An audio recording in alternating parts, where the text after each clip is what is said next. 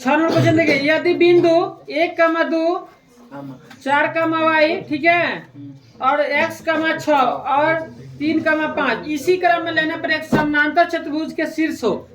कौन सा चतुर्भुज? समानांतर।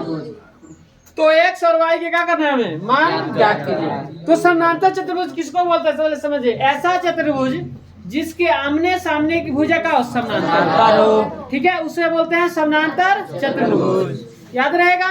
तो समानांतर चतुर्भुज पहले बना देते हैं ना।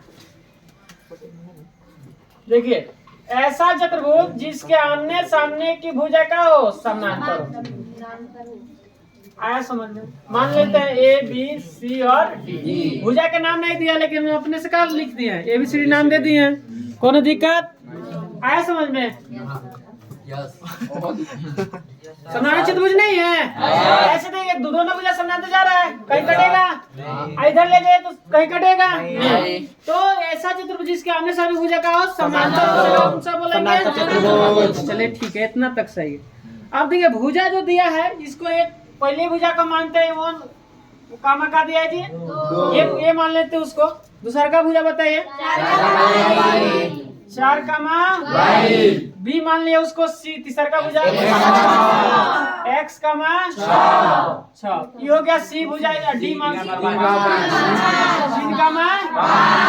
ये भुजा है डी ना। चलिए, ये भी सही है। अब देखिए, x और y का हमें क्या करना है? मान ज्ञात करना है। किसका? अब देखिए, x और y का मान कैसे बताएंगे? समानांतर चतुर्भुज है, हमें पता है कि अगर इसका विकर्ण अगर ऐसा हम खींचे, इसका विकर्ण, तो एक दूसरे क्या करेगा? समविभाजित करेगा कि नहीं करेगा? मतलब काटेगा इस बिंदु पे, कटेगा? बोलिए। एक देखिए, कोई भी चतुर्भुज हो, अगर कोई भी चतुर्भुज अगर उसको हम विकर्ण खींचते हैं तो एक दूसरे को क्या करेगा? समविभाजित, मतलब एक दूसरे के एक बिंदु पर काटेगा। कोई भी चतुर्भुज हो, एक मतलब आयत हो, वर्ग हो, समलंब हो, समचतुर्भुज हो, उसका विकर्ण एक दूसरे को क्या करेगा? ये विकर्ण हुआ। AC एक विकर्ण हो गया, BD भी एक विकर्ण हो गया, इसका नाम देते हैं O। ठीक है, अब आप बताइए यहाँ कि AC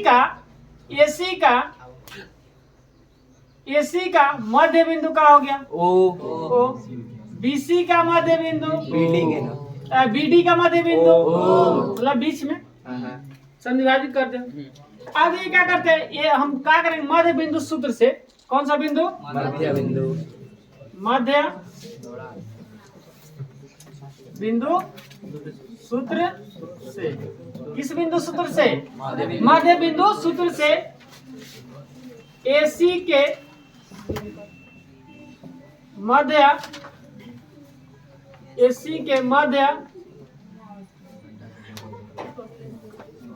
बिंदु सूत्र से AC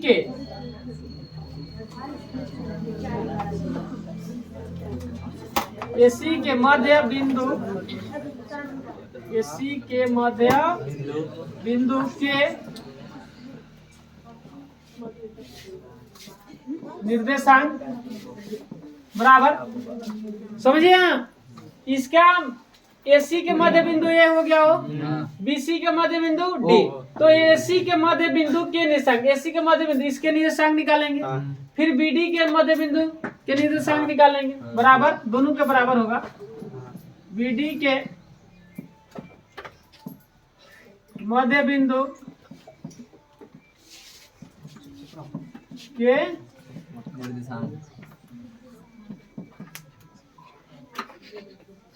अब मध्य बिंदु का सूत्र पता है? x1 x2 बटा 2 y1 प्लस y2 बटा 2। ठीक है, यस सर। इसका भी वही होगा, x1 प्लस x2 बटा 2 कॉमा y प्लस y2 बटा 2 y1 प्लस y2 बटा 2।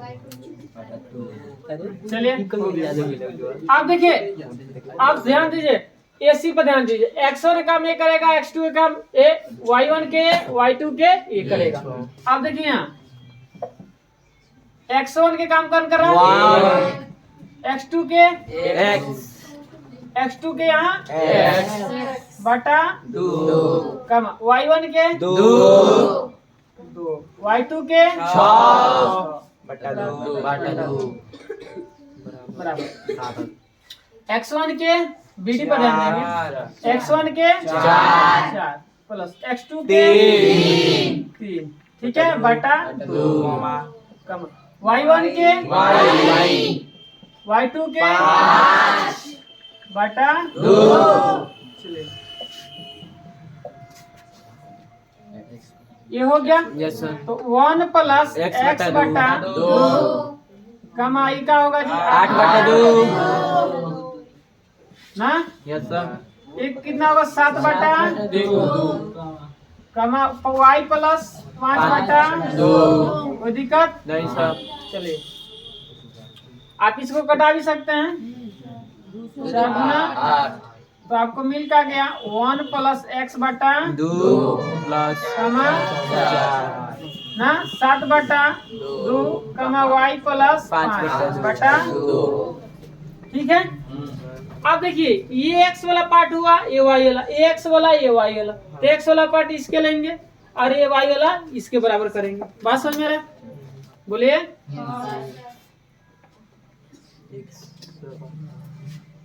इधर बनाए यस सर नहीं यार घुमा दे लास्ट में उधर बना देते हैं यहाँ बना दें यस सर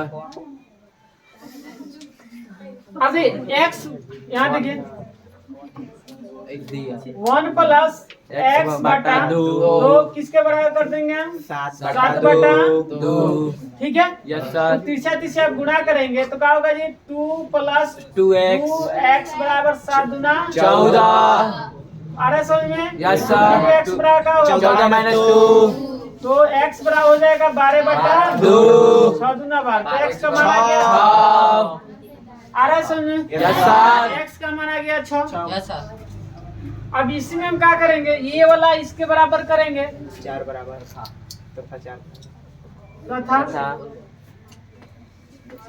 y प्लस 5 बटा 2